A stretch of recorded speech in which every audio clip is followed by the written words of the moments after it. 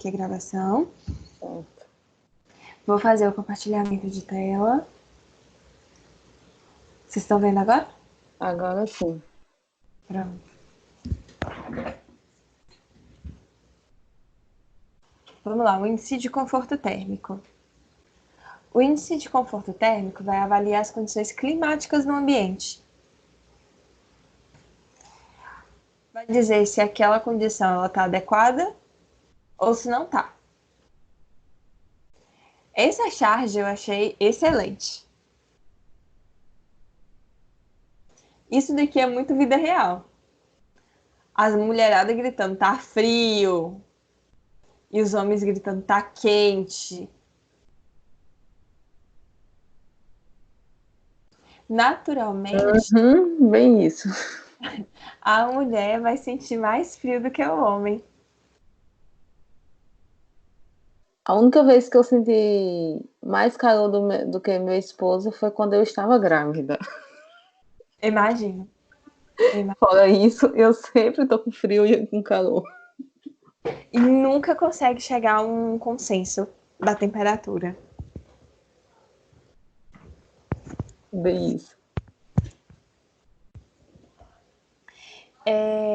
Aqui em Santo Antônio, a gente tem uma vantagem muito grande. Talvez, não sei se vantagem ou desvantagem, né? Mas a questão é a seguinte, que durante o ano inteiro a gente tem uma variação de temperatura muito baixa. Os verões, né, eles podem ser quentes, mas eles são úmidos, o que é interessante. O nosso inverno, ele também é úmido e não é tão frio. Ele tem ali uma média de 18 graus, o que é ótimo. Tem alguns lugares, por exemplo, que o verão ele vai chegar a 40 graus e o inverno ele bate lá o 0 grau. Ou seja, você tem uma amplitude muito grande. Então, isso é muito complicado do corpo humano se adaptar. Quando você se adapta a uma estação do ano, ela já está mudando.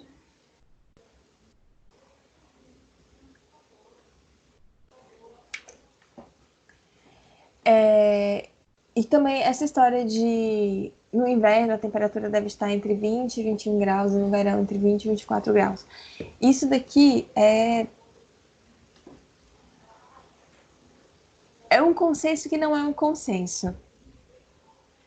Você liga, por exemplo, na nossa sala, né, de lá da FACEMP, poucos alunos, pouca gente. Você coloca lá em 20 graus aquele ar-condicionado, gela. Se coloca em 23, seja no inverno ou no verão, ainda assim ele está muito gelado. Significa que o ar-condicionado está funcionando muito bem.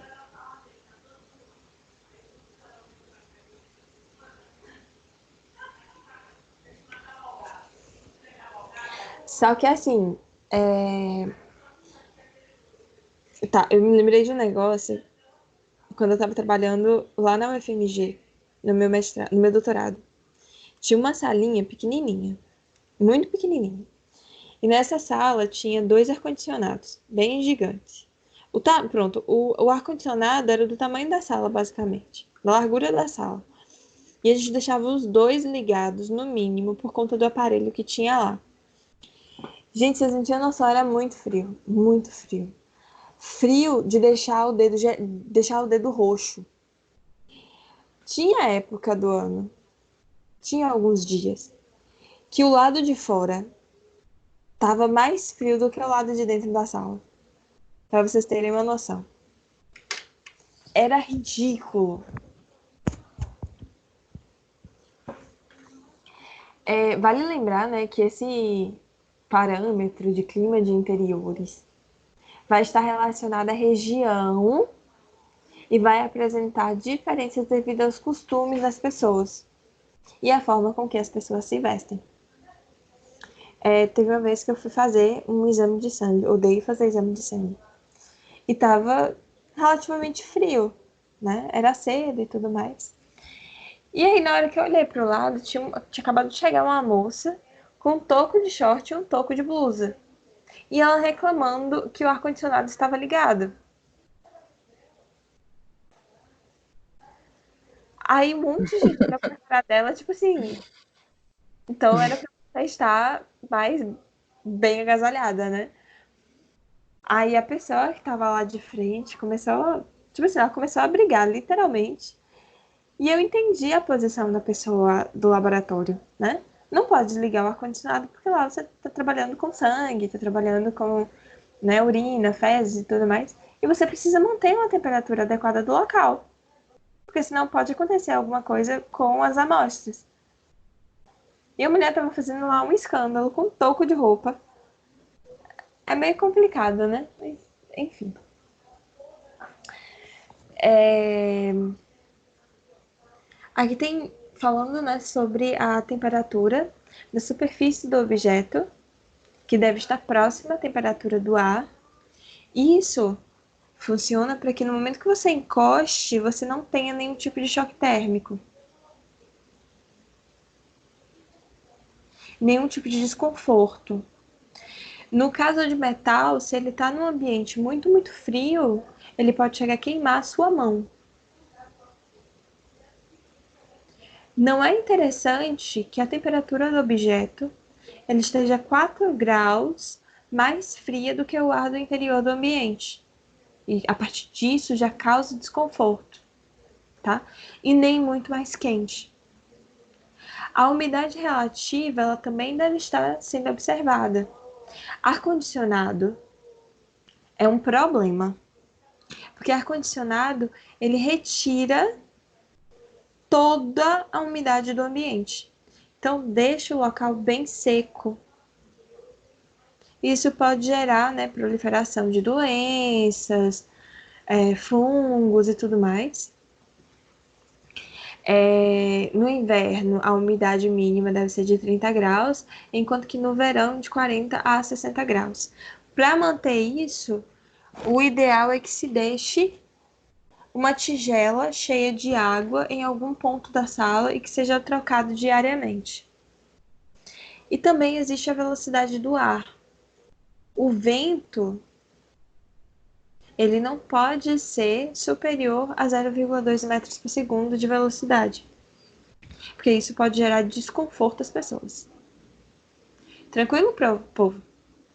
Eu li que corvo e tava falando provo. Sempre, sim. De boa. De boa? O que acontece quando a gente está num ambiente muito quente?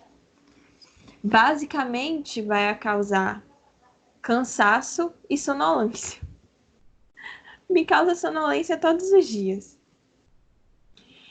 Mas realmente, o dia que está muito quente, o cansaço ele é muito maior. E aí você tem uma. Você está propenso a gerar mais erros, tá? Já em temperaturas mais baixas, reduzem o estado de alerta e a concentração ela também diminui e pode causar tremores.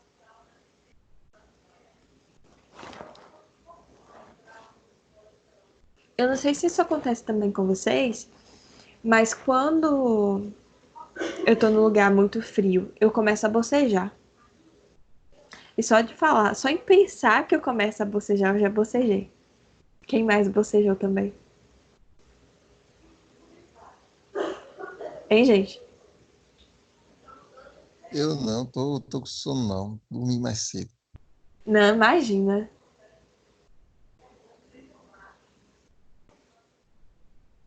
Vamos lá.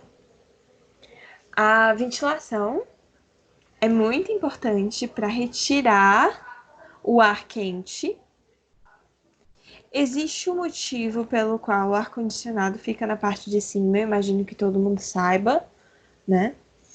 Esse ar quente ele pode ser gerado tanto pelo corpo humano, por conta da respiração, por conta também, né, de máquinas e tudo mais, além de remover contaminantes. Sempre que a gente trabalha com contaminantes no ambiente fechado, a gente precisa de uma coisa chamada exaustor.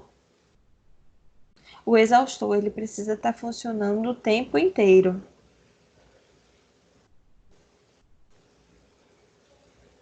Certo, gente? Tudo bem? Dúvidas? Não, tô de boa. Tá todo mundo meio dormindo.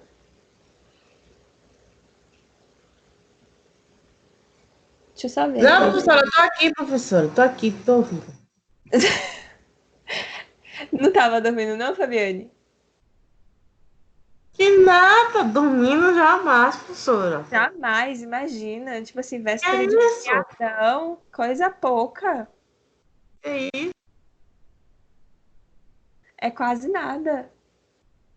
Alguém sabe o que é ergonomia organizacional?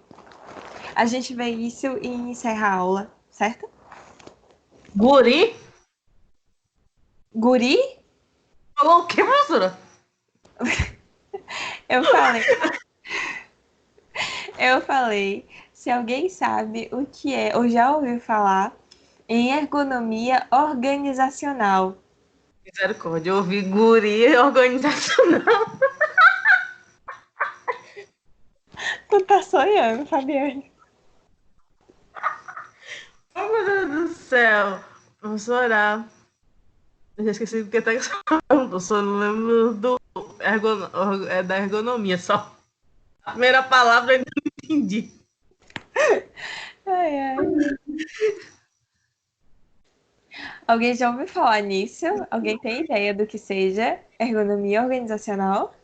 Até combina ergonomia organizacional. Ah, deve ser alguma coisa a ver com organização e ver, tipo assim, a melhor forma de você organizar um espaço ou um serviço, uma ordem que seja ergonomicamente. Até você desenhar um serviço de como você deve prosseguir para você não perder nem etapas, nem se prejudicar no processo. Às vezes tem gente que faz um processo que sobe, desce, sobe e desce. Sendo que se você planejar o processo, você pode subir e descer menos vezes. Isso? É bem por aí mesmo. Gente, meu gato tá doido. Oi, Dudu. Ele tá me trazendo presente, aí ele começa a gritar. Vocês estão ouvindo? Obrigada, filho. Então, Obrigada. professora. Tô... Venha, meu amor, venha. Obrigada. Ele pega todos os ossinhos dele e sai me trazendo, joga tudo no meu pé.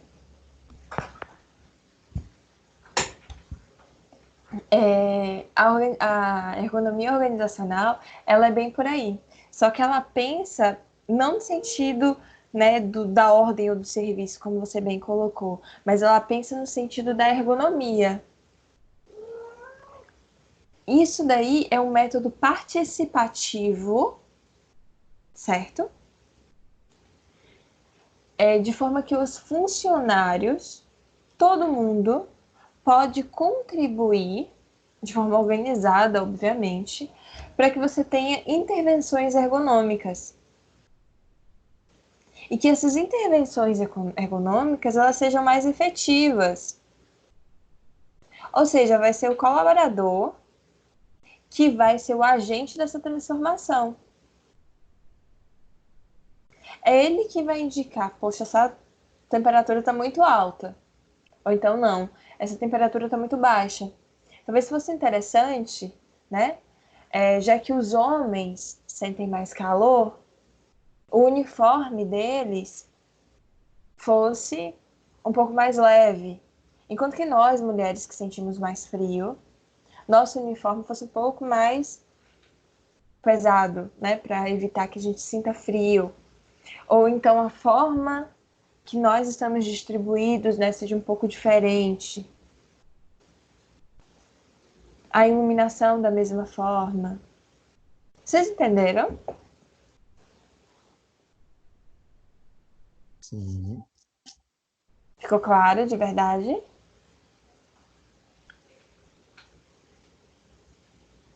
Fabiane?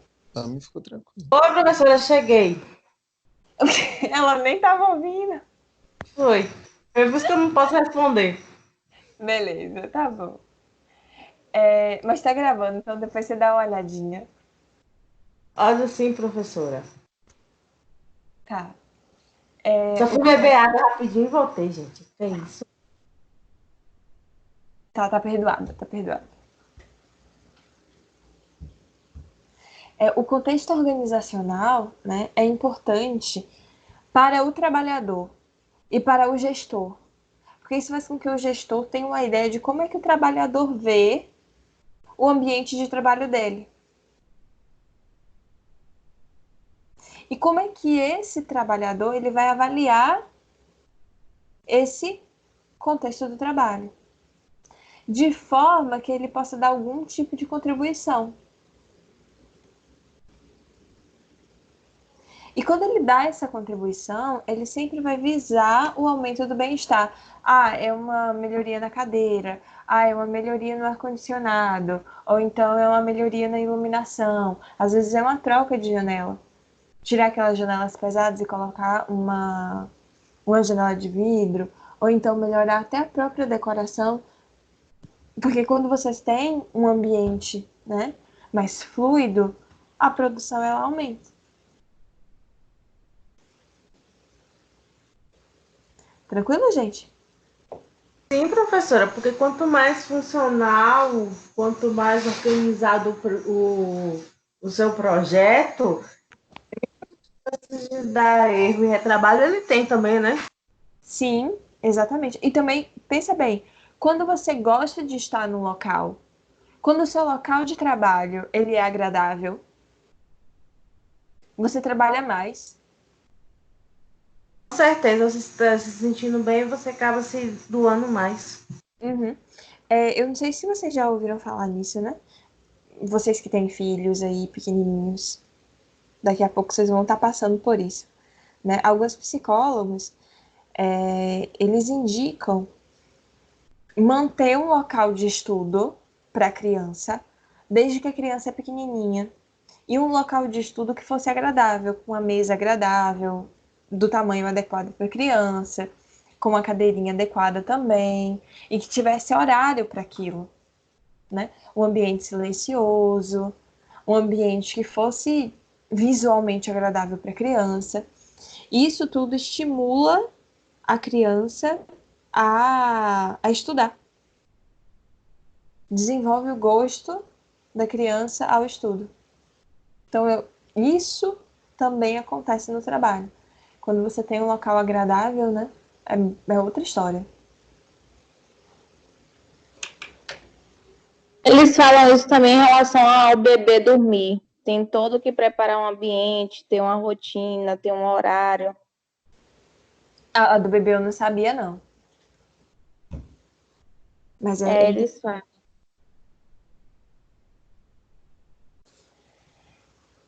Gente, eu vou deixar essa parte aqui de CPBS, que é o contexto de produção de bens e serviços, para a semana que vem, porque eu vou ter a tomar hoje meu remédio e eu estou grogaraça de sono.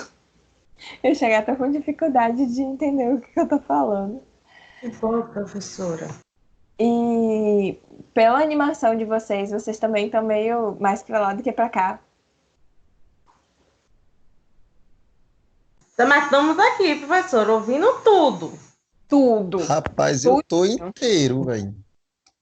É mesmo, Danilo. Eu chego atrasado, mas Chegou fico atrasado inteiro a aula toda. um pouquinho, né? Oi, não, cheguei atrasado, não. Depende do que é atrasado aí pra vocês. Não, mas você tava no seu horário certo. É que nem um clima, entendeu? O que é quente para uns é frio para outros, o que é atrasado para uns é cedo para outros. Entendi, justo. Mas Entendeu? eu queria perguntar uma coisa para vocês. Ficou alguma dúvida com relação à lista de exercício, à situação problema?